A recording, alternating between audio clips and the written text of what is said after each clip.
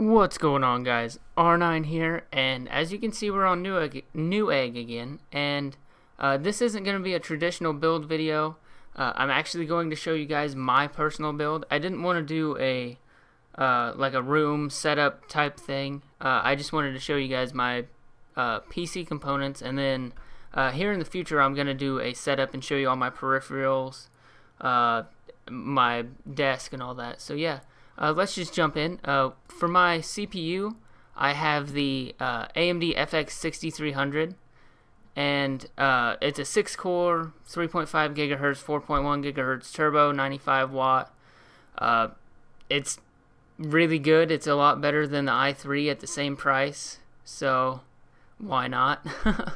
And what I usually do with this PC is I game a lot. Well, not a whole lot, but I do still play on the PlayStation and everything, but I do a lot of Photoshop and graphics and stuff like that for school, because I'm going to school for production media and information technology. So I use it for a lot of that stuff that I'm doing at school. So that's why I have the 6-core processor and didn't go for like an i5 or something. So yeah. With the motherboard, I have the MSI 970A G46. You've seen this in a few of my build videos. I really like this motherboard. It's really durable. It's, I think, the class 3 military whatever. But it has all the slots I need. If I need to add another graphics card, I can. It's got 4 RAM slots.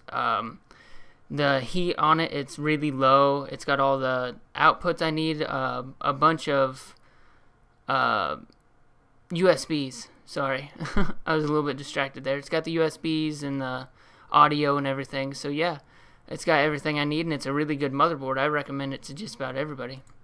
And for the RAM, I have the Crucial Ballistic Sport XT. The blue kind of matches the motherboard a little bit, but it shows it as a lighter color here, but when you get it, it's a little bit darker like the motherboard. But it's just 8 gigs of RAM. It says $80 right now, but it's actually got a $15 off promo code, so it's not really cheap. I got mine for a lot cheaper, but what can you do? Prices fluctuate.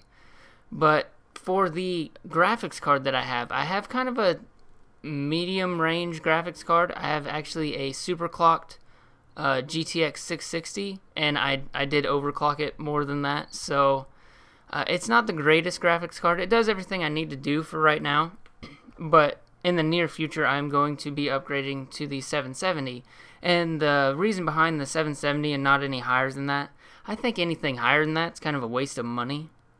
Like, you're not getting that much more performance.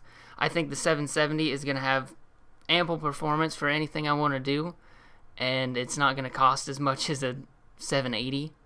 So yeah, and the hard drive that I just have a 750 gig Western Digital. I think I have actually the green, but they didn't have that on here, so I figured I'd just show you this one. The 1 terabyte is actually cheaper than the 750 gig, so yeah, just look for that if you're trying to build a video, or build a video. I'm doing a build video, but build a PC. And for the power supply, I have the EVGA 500B bronze certified. It's one of the first power supplies that EVGA came out with, and I'm really happy with it. It's got ample power for anything I need to do. I can add a bunch of stuff to it, and it'll still give me enough power. And it runs quiet. It's really quiet. So yeah, and my case, I just kind of have a case that came with an old PC, so I didn't really pick a good case for this. It's like $17, but yeah, it's kind of like that. Not really, but that's close enough.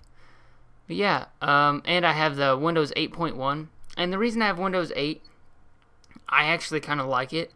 I don't have a touchscreen or anything like that, but with Classic Shell, it's pretty much just like Windows 7, but I think it's smoother. I really do. But yeah, that is my PC. The things I do, I video render, and like I said, I do the graphics and stuff, but it does actually game pretty well. I play a lot of League of Legends, and I'm max settings at about, well, I want to say like 80 frames a second at max settings. But yeah, if you guys are looking for a good PC for graphics or video rendering or anything like that, this is a really good setup. It's sitting at about $750 right now, which isn't too bad. I think I paid a little bit less than that when I bought all my parts. But yeah, that's about it